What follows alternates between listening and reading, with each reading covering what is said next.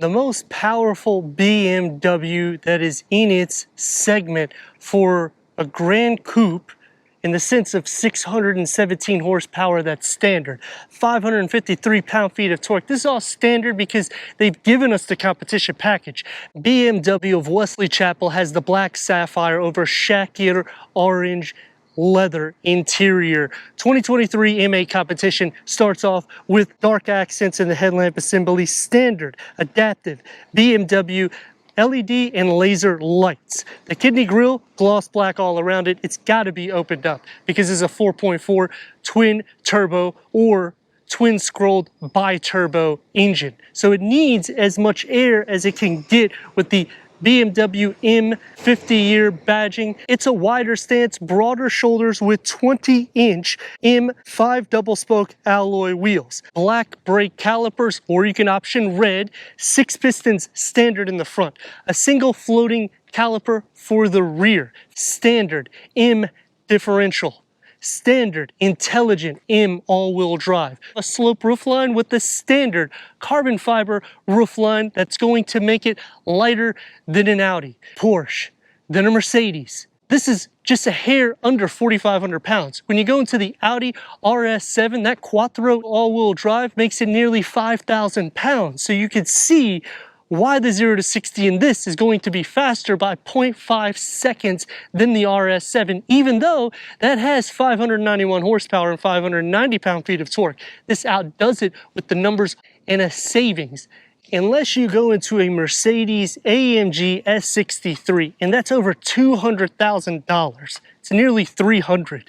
You're gonna get over 700 horsepower and over 1,000 pound-feet of torque.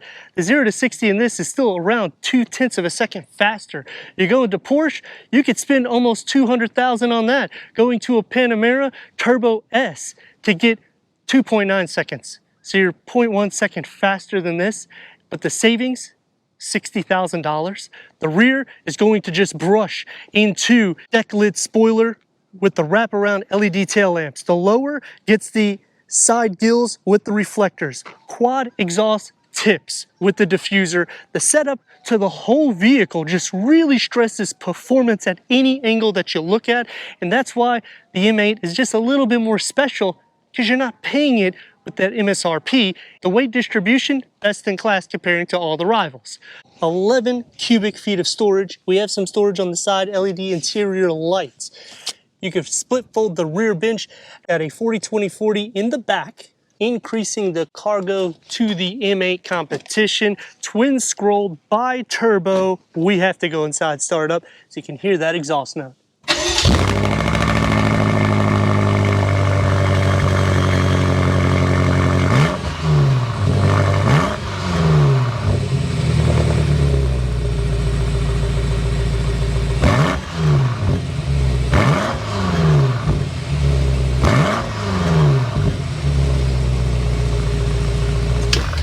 Backing the performance with a 4.4-liter V8 BMW M-powered turbo, producing 617 horsepower and 553 pound-feet of torque. That's paired to an 8-speed M-Sport transmission, achieving 15 mpgs for the city, 22 mpgs for the highway, reaching 60 at 3 seconds with a top speed at 156 to 190 miles per hour. Going inside the M8 competition, Gran Coupe. It's a little low, but it's still more or less a sedan, so you're gonna have efficient space, starting off with 40.6 inches of headroom, 42.1 inches of legroom, 16-way power seat adjustment, heated, ventilated, M8 badging, perforated manual cushion extensions for the front occupants.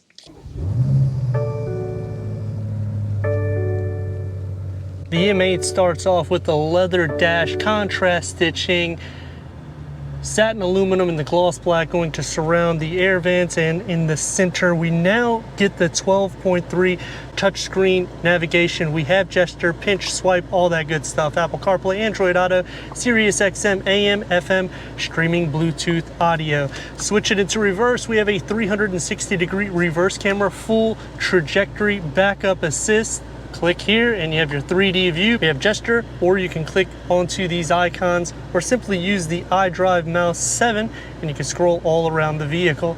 Click back into it and you have your car wash with front trajectory. Going into 4 climate control settings, 2 in the front, 2 in the rear. M8 competition badging, open that up. Wireless charger, USB 12 volt, the M8 competition key fob, leather around the gear lever, carbon fiber around everything to make it very sport derived, as well as here is going to be nice and soft. Open up inside and you get a USB and a 12 volt. And the focal point of the vehicle, the 3-spoke steering wheel, multi-function M paddle shifters in front of the regular paddle shifters. Heated, adaptive cruise control, lane keep assist.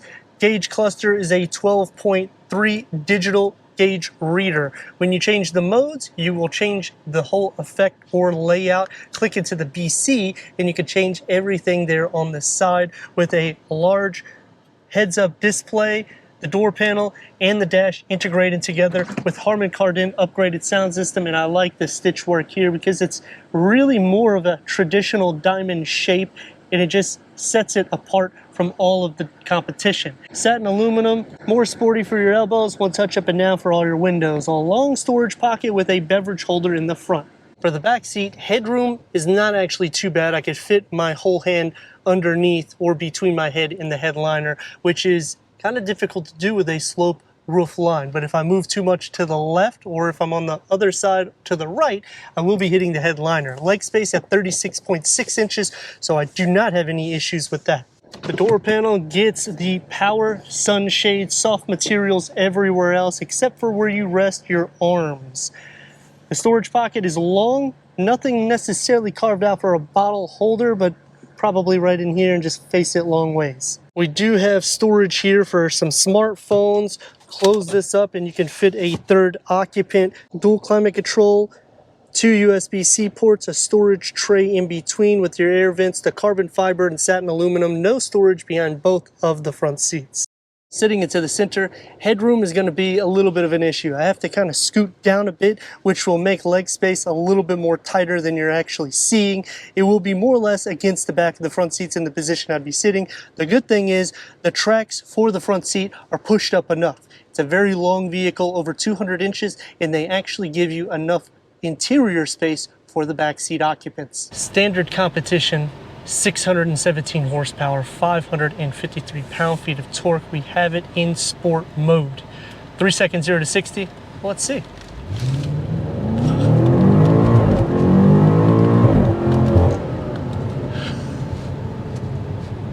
And the 6-piston caliper brakes, I mean, awesome. Everyday family type of vehicle for 4. If you want 5, it's going to be a little bit tight because of the Porsche Panamera styling for these. If you want 5, it's going to be a little bit tight because of the Porsche Panamera center cluster for the rear. But look at this thing coming in and out. Oh. 54.5, 45.5 weight distribution, 200.9 inches long. Performance is screaming out of this thing, and all I can hear is that exhaust note. It's an M-tuned exhaust, which means you can make it louder or you can make it more quiet. But for review purposes, we have it in road mode without the active exhaust on. You're still gonna hear it. It's a 4.4 twin-scrolled bi-turbo. You're gonna hear it pretty much all the time. 15 to 22 mpgs. Obviously, for a daily use, I mean, when you're at a $100,000 price tag, I don't think you're really concerned about getting optimal mpgs. But what you are concerned about is the drive. And how does it feel?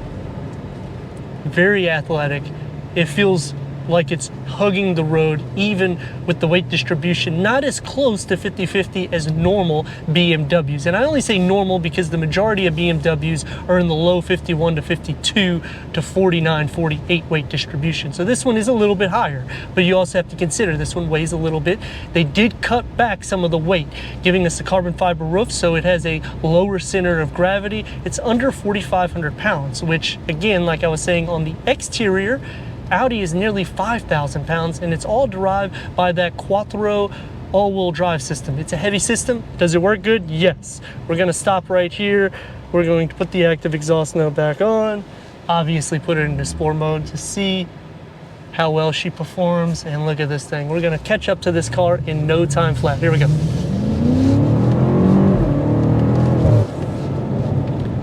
And that's what I mean by 3 seconds. It's insane what you can do with this. Top speed can go up to 190 miles per hour depending on the wheels that you option. Maneuverability purposes, you saw you can do some cornering. It's not going to go too much off the road because it is more airtight. That's going to take me to some things I like and dislike. We're going to start talking about that right now. The first thing that I like about the vehicle is they option it the way it should be. Full horsepower, full torque, in a 0 to 60 it's phenomenal, because if you go into like a Maserati at the same price point, you're not going to be getting 3 seconds. You go into a Porsche Panamera, the same thing. You really have to start adjusting the price to about $150,000 to nearly $200,000 to get the speeds that you're getting out of the BMW M8. The second thing that I like about it is in the back seats. It's actually comfortable. When you get this much power, you usually don't have comfort in the back seats. Here you do, and you actually have cargo. So all around, you're taken care of for a family of 4. Like I was saying earlier, 5, it's gonna be a little tight, which is something I dislike because of that Porsche Panamera setup back here, where it just kind of goes into the seats. I wish that cut off, so that way you can have some more feet or leg space. The last thing that I like is how aggressive the vehicle is at any corner. And yes, the RS7 is a very aggressive vehicle too. The difference is they tried to build the aesthetics to make it look more aggressive. The M8 already looks aggressive even if you go to an 840i. So if you do option up the tier, spend another $40,000, $50,000. I know it's a lot. It's basically getting a Toyota fully loaded, but you're getting so much more power and performance. I will say, if you're looking for this variant, this may be a lot more power than you can handle. So it is good to look at other reviews that I've done with the 840, or even go into the 7 Series, because the power that you have is very efficient in those too. And I'm only saying this because when you get to 617 horsepower, even on the M5, it's just crazy how much you have. And this is kind of a long vehicle. The 3 things that I dislike, you've already heard one. The second thing that I dislike about the vehicle is in the back for opening the cargo, and it happens quite a bit for kick to open trunks. Every time you kick to open it, as you saw, it wants to close or open. And even with the buttons, depending on if the door is open, it doesn't want to open because this is the way BMW does it. And that takes me to the last thing that I dislike. All of the 8 Series have a very sharp windscreen, and what I mean by that, it's smaller, it's sleek, it's not as wide as the vehicle. The A-pillars come out, it does give a blind spot. It's very similar to an Audi A5, S5, or RS5. They do the same type of thing with the A-pillars in the way the window is shaped, meaning it's more flat. It's not as oval as a traditional BMW aerodynamics. And they do this to keep the heritage or that style cue for the fastback, and it goes into the rear the same aesthetic look, which is great. But visually, if you're tall, you're going to be seeing this quite a bit, especially because it kind of droops down for you. If you're shorter than 6 foot, you shouldn't have an issue. And this is the best part about these vehicles. You just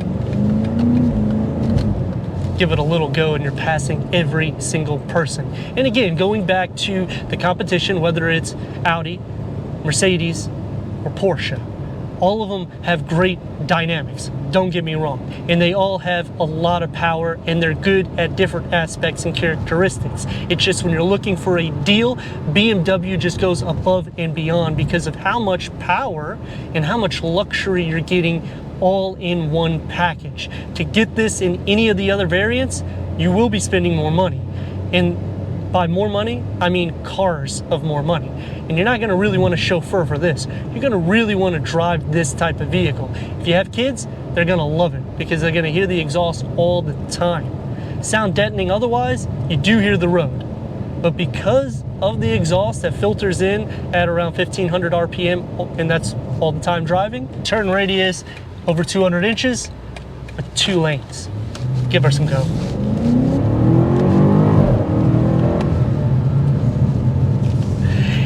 hugs. And you really want to just keep pushing the gas with this vehicle. For me, honestly, I'm afraid. I would probably get so many speeding tickets, I would be in jail. That's how fast this vehicle is. I'd like to thank BMW of Wesley Chapel for giving us this 2023 BMW M8 Competition Gran Coupe for our car review. If you're already a subscriber, thank you for being part of the Hawkeye community. If not, I don't know what you're waiting for. Click the next video and the subscribe button. Check out the merchandise, website, Instagram. Leave a comment and a like.